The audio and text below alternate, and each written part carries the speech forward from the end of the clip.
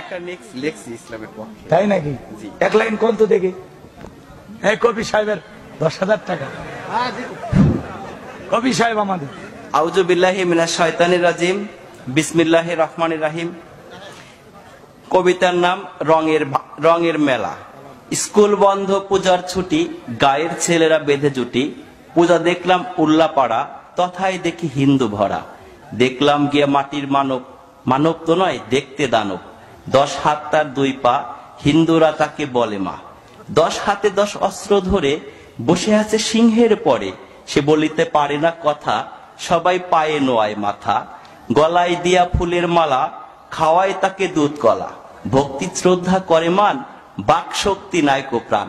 প্রাণ নেই তবু কেমনে মরে, নিয়ে যায় তাকে নদীর তীরে।